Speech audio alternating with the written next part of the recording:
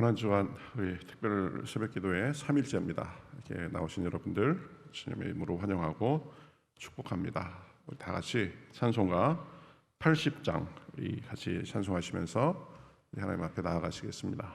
찬송가 80장입니다. 천지에 있는 이름 중 귀하고 높은 이름, 우리 같이 찬송하시겠습니다. 천지에 있는 이름 중 귀하고 높은 이름, 주나시기 전 지으신 구주의 이름 예수. 주 앞에 내가 엎드려 그 이름 찬송함은 내 귀에 들린 말씀 중 귀하신 이름 예수. 주 십자가에 달릴 때 명패에 쓰인 대로 저 유대인의 왕이요 곧 우리 왕이시라. 주 앞에 내가 엎드려 그 이름 찬송함은 내 귀에 들린 말씀 중 귀하신 이름 예수. 지금도 살아 계셔서 언제나 하시는 일, 나 같은 죄인 부르사 소망 주시도다. 주 앞에 내가 엎드려 그 이름 찬송함은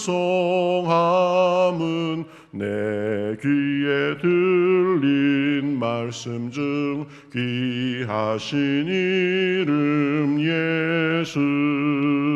주 예수께서 어제나 오늘이나 그 이름으로 우리에게 참 복을 내리신다. 주 앞에 내가 엎드려 그 이름 찬송함은 내 귀에 들린 말씀 중 귀하신 이름 예수. 아멘.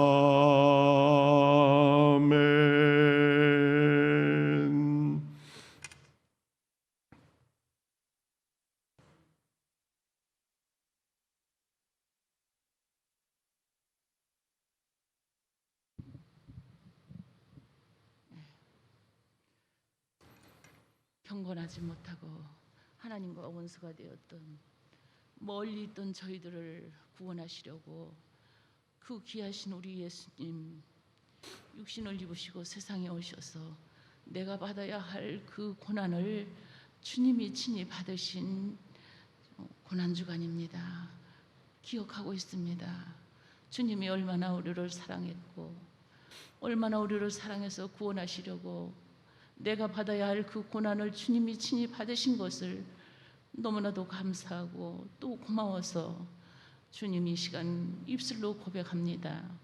이 고난주간 우리 사랑하는 성도들 그 고난에 동참하려고 멀리서 운전하시면서 이 제단으로 이 새벽에 주님께 영광 드리려고 감사해서 찾아온 우리 사랑하는 성도들 주께서 일일이 기억하여 주시고 이 땅 위에 사는 동안 의의 증인으로서 하나님 앞에 쓰임받는 귀한 일꾼들로 주께서 세워주시옵시기를 원하고 간절히 기도합니다. 우리가 잠시 머물다가 가는 세상 속에서 정말로 가장 귀하고 소중한 것이 무엇이고 정말 아끼고 섬겨야 할 것이 무엇인지를 잘 아는 지혜로운 사람들이 되게 하여 주시옵시기를 기도합니다.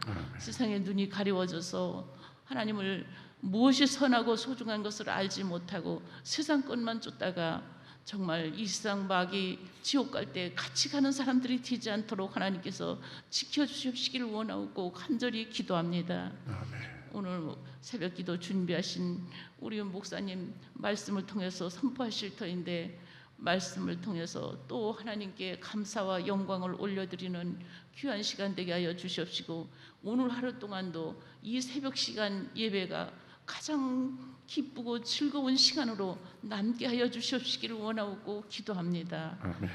돌아가는 시간까지도 성령 하나님께서 눈동자같이 지켜주시고, 우리 성도들 너무 사랑합니다. 정말 어느 곳에 있든지 우리가 주어진 그 사명을 다 잘 감당해내는 우리 사랑하는 평택교회 성도들이 다 되게 하여 주시옵시기를 원하고 기도합니다. 이 세상 끝날까지 주님 사랑합니다 고백을 잃지 않는 저희들 되게 주시옵시기를 간절히 원하고, 예배 드리는 처음 시간입니다. 마치는 시간까지 오직 성령 하나님께서 인도하시고, 시험하는 자가 저희들 시험하지 못하도록 하나님께서 지켜주시옵시기를 간절히 원하고 기도하며, 이 모든 말씀 우리 주님 거룩하신 이름 받들고 간절히 기도드리옵나이다. 아멘. 네, 감사합니다. 우리 하나님 말씀 같이 보시도록 하겠습니다. 마태복음 26장 6절부터 16절까지입니다. 마태복음 26장 6절부터 16절까지 같이 한 절씩 저와 여러분이 교독하시겠습니다.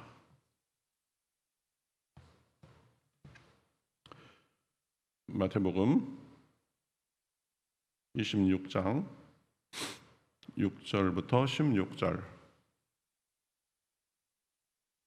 자, 한 절씩 교독하시겠습니다.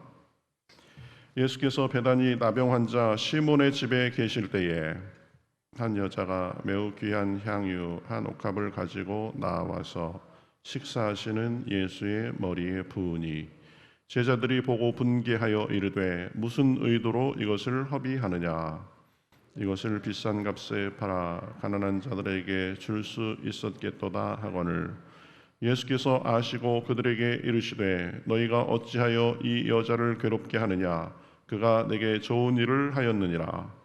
가난한 자들은 항상 너희와 함께 있거니와 나는 항상 함께 있지 아니하리라.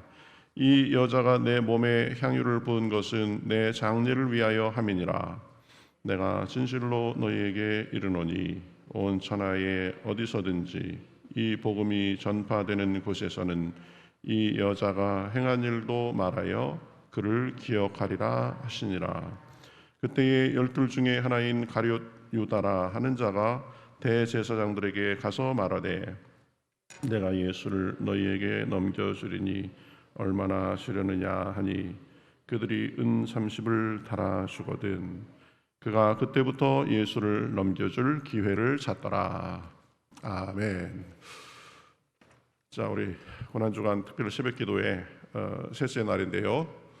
이렇게 또 3일째 지금 계속 나오시는 분들이 대부분인데, 우리 이제 3일 채우셨으니까 이제 목금토 3일 남았습니다. 오늘 하면 이제 그 반환점을 도는 건데, 우리 일주일 동안 여기 계신 모든 분들 더 잘 나오시고 개근하실 수 있기를 바라겠습니다.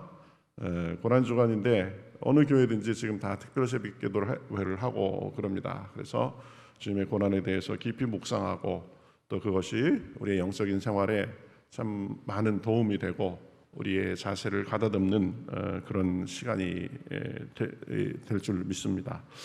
자, 오늘 우리가 읽은 말씀에 보면은 여러 사람이 나오는데, 그 중에 특별히 세 사람을 우리가 좀 언급해가면서 생각해 볼 필요가 있습니다. 맨 첫 번째 사람이 누구냐면 나병 환자 시몬입니다. 예수님을 아마 모셔드리고 초청한 사람이죠. 그래서 6절에 보면 이렇게 말씀합니다. 예수께서 베다니 나병 환자 시몬의 집에 계실 때에, 이렇게 말씀하는데, 이 말씀을 보면 그 시몬이 어떤 시몬인지 정확히 알 수는 없습니다. 그런데 같은 복음서인 이 마태복음 8장에 보면은 예수님께서 나병 환자를 고쳐주신 이야기가 나오는데 거기에서는 그 사람의 이름이 나오지가 않습니다. 또 여기서는 예수님께서 고쳐주셨다 이런 말은 나오지 않고, 그래서 두 개를 연결해서 우리가 생각해 보면은 마태복음 8장에서 고쳐주신 그 나병 환자가 아닐까. 그래서 그 사람이 이름이 시몬이다, 우리가 이렇게 생각해 볼 수 있습니다. 그러니까 시몬은 예수님께 고침받고 그것에 대해서 아주 고마워하면서 예수님을 자신의 집에 모셔드렸을 것이 분명합니다. 그러니까 예수님은 그 시몬의 집에 들어가시면서 굉장히 기분이 좋으셨을 거예요. 왜냐하면 이 나병은 요즘도 그렇지만 그 옛날 같은 경우에는 이 천형으로 여겨졌죠. 그래서 나병에 걸린 사람은 사람들하고 같이 섞여서 살 수가 없었습니다. 그래서 성 밖에서 나병 환자들만 모여 사는 촌에 살면서 다른 사람들, 혹시 정상인들이 오면 구약에 보면 나는 부정하다 부정하다 이렇게 외쳐가면서 나에게 가까이 오지 마시오 이렇게 하면서 살아야 되는, 사회적으로 그래서 완전히 격리가 된 채로 살아가는 그런 사람이었습니다. 그런데 지금 그리고 여러분 나병 환자 모습을 본 사람이 있을지 모르겠지만 손발이 다 그냥 문드러져 가는 병이죠. 그렇죠?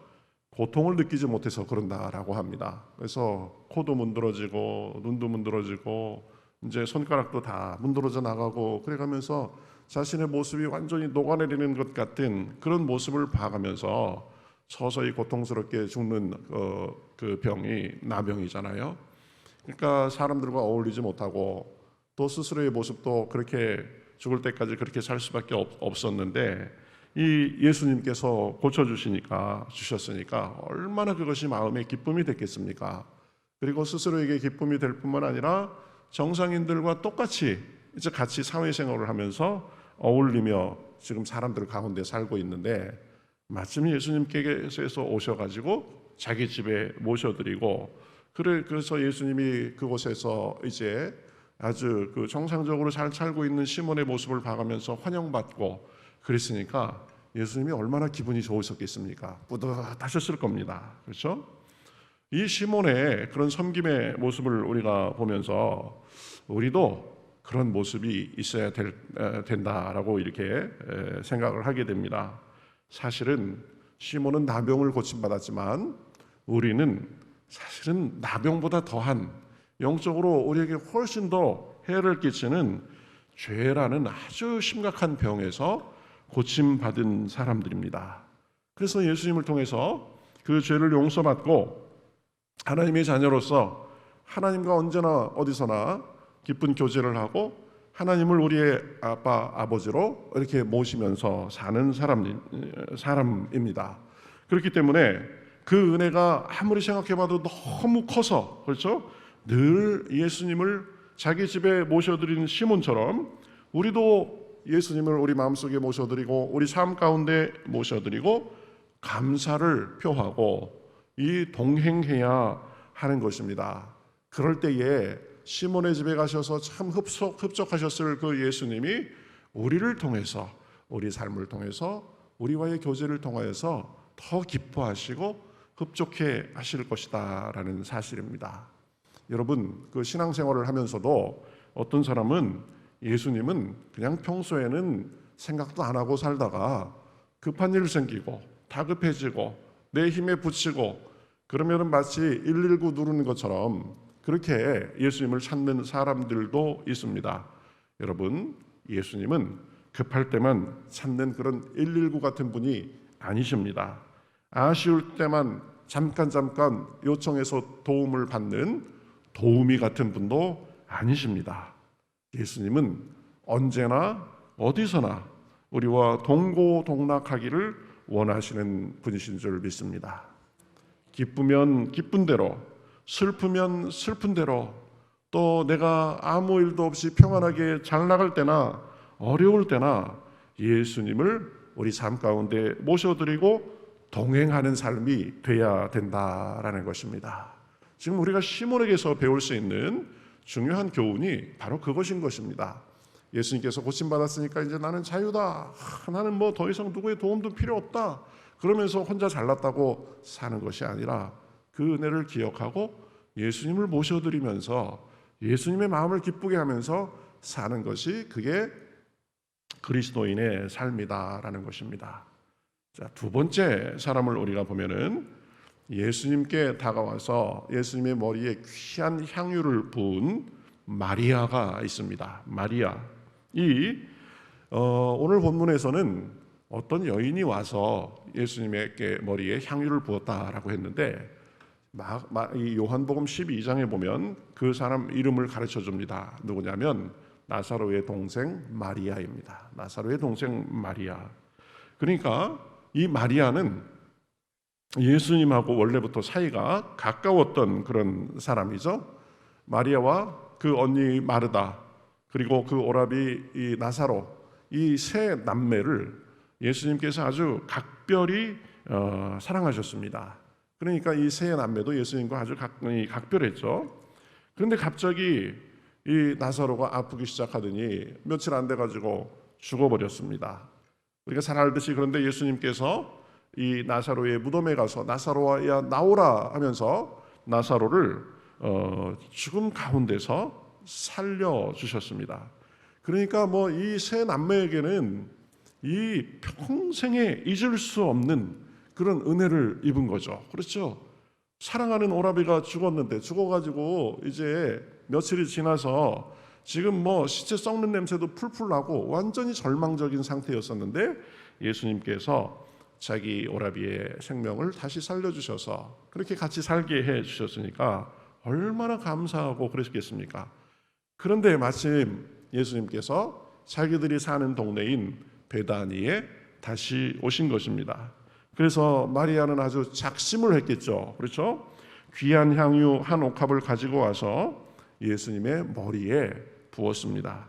그것은 우리는 뭐 머리에 향유 붓고 이런 거 안 하지만 그러나 당시의 그 사회에서는 그런 일이 있었던 것 같아요. 그래서 내가 최고의 정성과 예우를 담아서 예수님을 환영합니다. 예수님에 대해서 최고의 표현을 한 거죠. 그 귀한 향유 그랬는데요.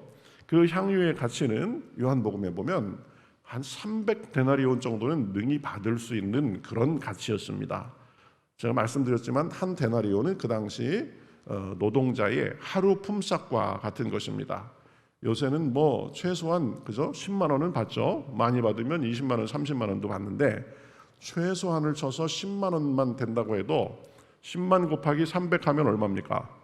3천만 원 정도의 가치가 있는 것입니다. 그래서 적어도 3천만 원 내지 5천만 원 정도의 가치가 있는 향유를 그냥 깨어가지고 부은 것입니다. 이 굉장한 거죠, 여러분. 그죠? 이 마리아는 그 정도의 향유도 아까워하지 않고 예수님 앞에 부어서 드린 것이죠. 여러분, 우리 교회에서 뭐 하는데 한 3천만 원 정도 써가지고 그냥 일회성 행사로 그거 날려버립시다.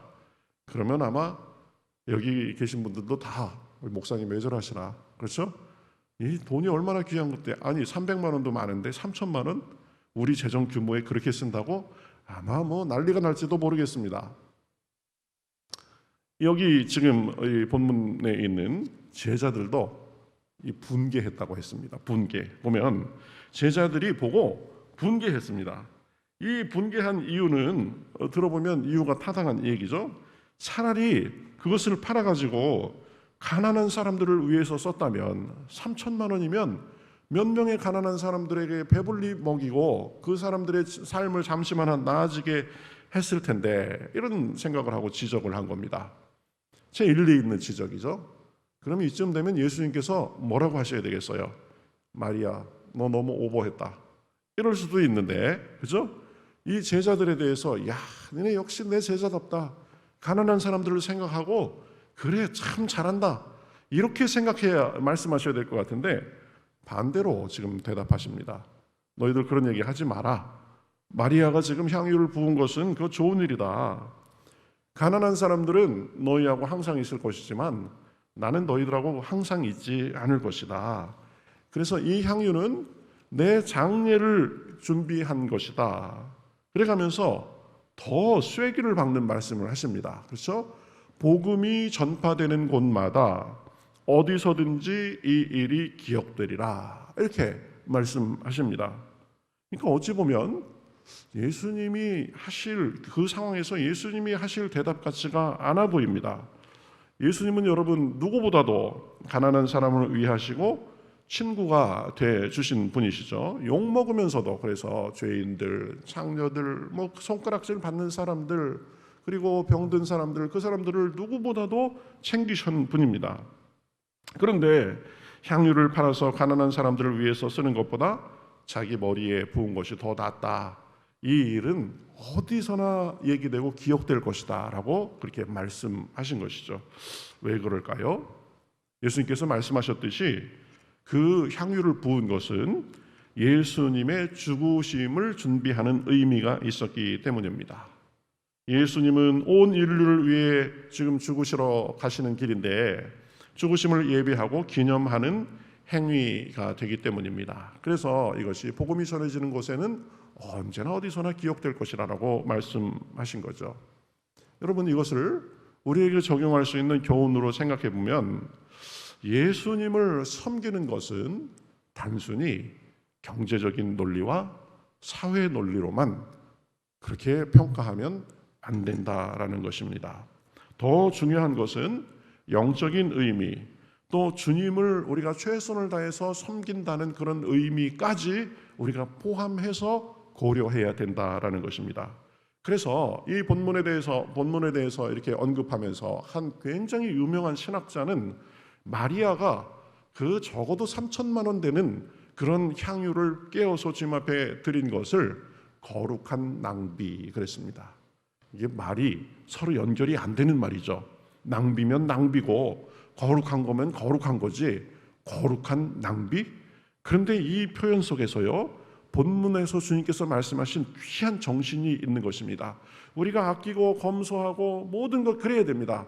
그런데 그것만이 다가 아니다라는 거죠. 주님을 섬기고 주님과의 관계에서는 낭비처럼 보이는 것도 필요하면 해야 된다라는 거예요. 그래서 거룩한 낭비라고 했는데 그것이 참 우리가 기억해야 될 표현입니다. 우리가 우리에게 주어진 재물을 사용하면서 또 교회의 재정을 사용하면서 우리가 아껴 쓰고 잘해야 됩니다. 그런데요, 이 거룩한 낭비라는 개념도 우리가 늘 생각해야 된다라는 거죠. 여러분, 주님께 드리는 것에 인색하면 안 됩니다. 주님께 드리는 것은 주님을 위해서 우리가 쓰고 또 그것은 천국에 쌓는 의미도 있고 심는 원리가 있다라고 했습니다. 여러분, 자기 돈 아깝지 않은 사람이 어디 있겠습니까? 그렇죠? 그런데 주님 앞에 우리가 드릴 때 아까운 생각이 스쳐가고 그래도 주님 앞에는 우리가 최선을 다해서 드려야 된다라는 것입니다. 또 하나, 우리 교회의 재정을 사용하는 데 있어서도 아껴 쓰고 해야 되겠지만 하나님을 섬기는 일, 우리 교회의 본질적인 일을 하는 일에 있어서는 인색하거나 그렇게만 하면 안 된다라는 것입니다. 저도 굉장히 낭비하고 이런 거 싫어하는 사람입니다. 그래서 조금이라도 뭐 쓸 거 있으면 그 휴지도 저는 반 조각만 써요. 이렇게 뽑아 쓰는 휴지 있죠. 하나 다 쓰려면 아까워가지고 잘라가지고 쓰고 그럽니다. 그리고 하나 쓰고도요, 그 남의 옆에 그 쓸 거 있으면은요, 이거 어떻게 쓸까? 이 휴지통에 잘 못 던져 넣습니다. 저 원래 성격이 그래요. 네. 저하고 친한 어떤 사람은 늘 갖다 버리는 거 좋아하는데 저는 그러면 갖다 버리면 다시 주워 옵니다. 그래서 잘 못 버려요, 제 앞에서는. 그런데 그래서 저도 교회를 이유 없이 너무 크고 화려하게 치장하고 뭐 건물 가지고 위세 떨고 이런 거 저도 싫어합니다. 그렇지만 이 우리 교회의 모습이 하나님을 섬기는 곳의 모습이 너무 초라하고 볼품없게 그저 아끼고 그런 경제 논리로만 생각하는 것도 안 된다라고 저는 생각합니다. 예수님께서 하신 말씀이 그거죠. 그렇죠?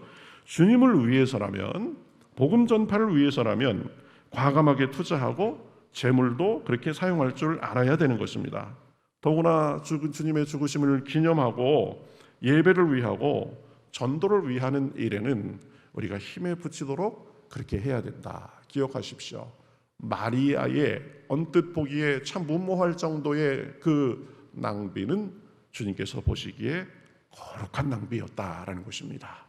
우리도 그런 마음을 가지고 주님을 섬겨야 된다. 마지막으로 세 번째 사람은 유다입니다. 유다 하면은 뭐예요? 배반의 아이콘이죠. 배신의 아이콘. 예수님을 그래서 이제 제사장들에게 찾아가 가지고 내가 팔겠다. 그래서 은 30을 받고 이제 예수님을 팔고 언제 예수님을 이제 넘겨줄까 그 기회를 찾았다라고 했습니다. 이게 참 아이러니입니다, 여러분.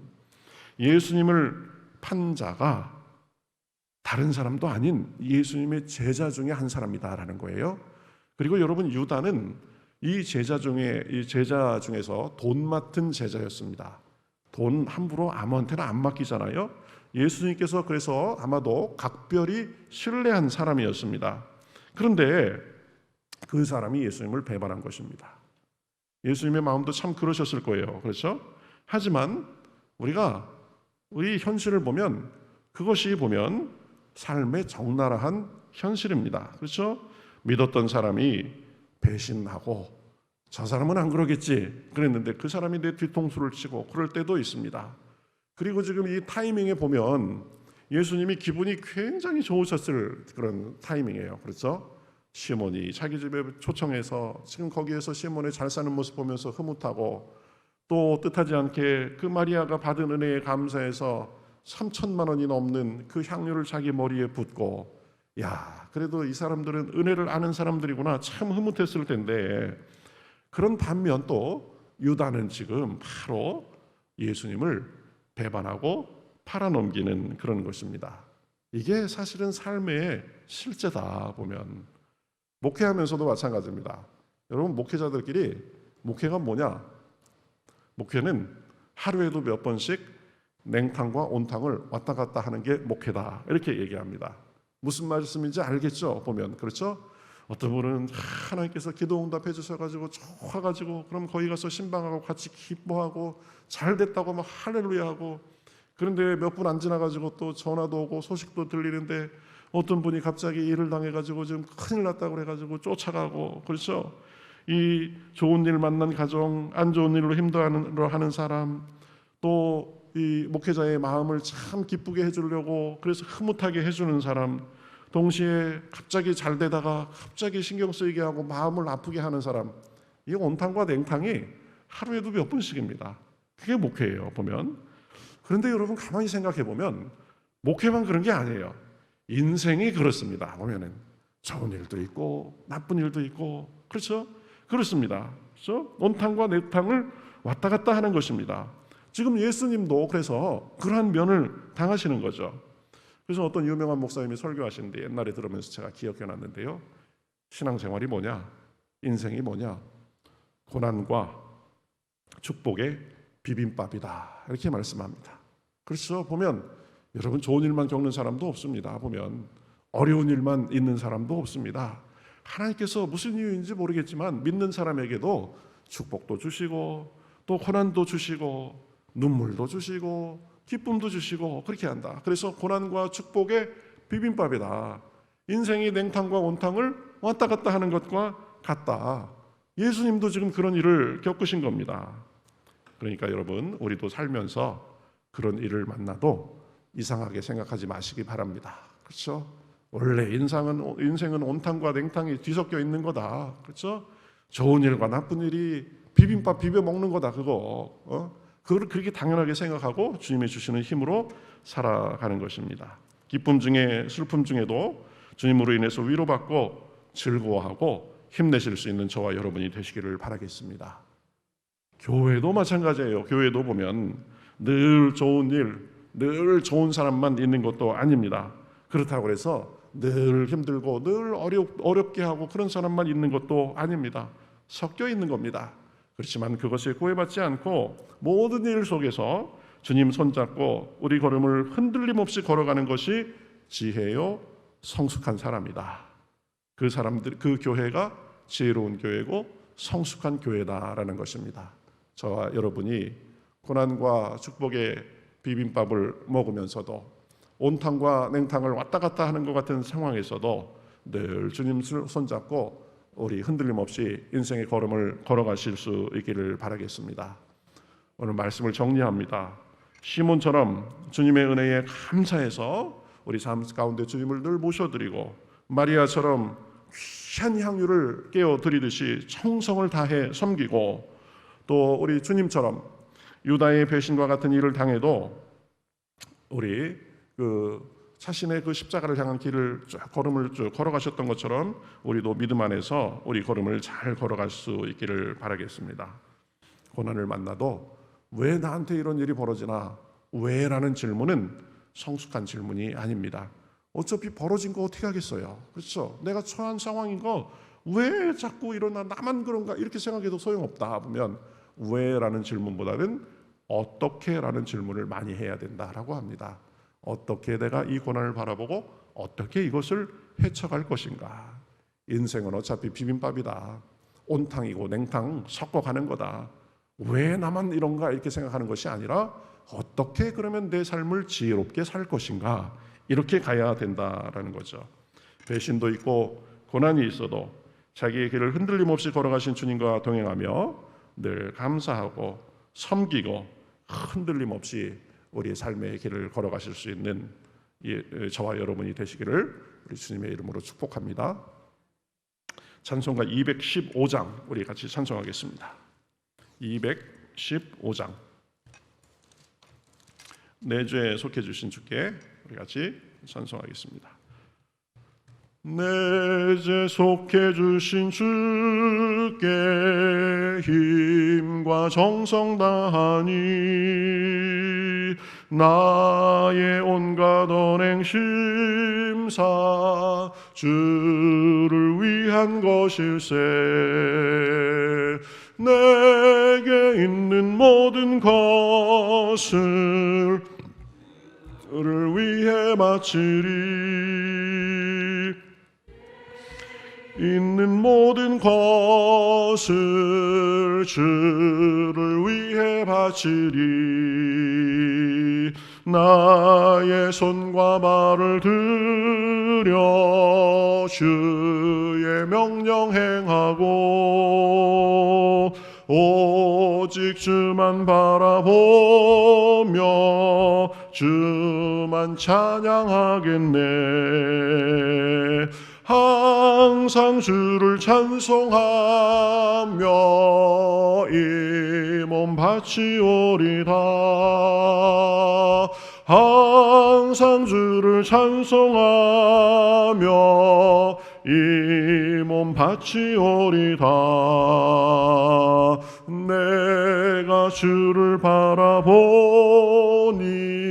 나의 영혼 밝아져. 십자가를 지신 주만 항상 바라봅니다.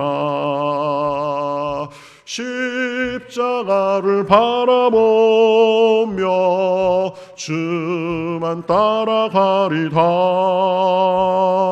십자가를 바라보며 주만 따라가리다.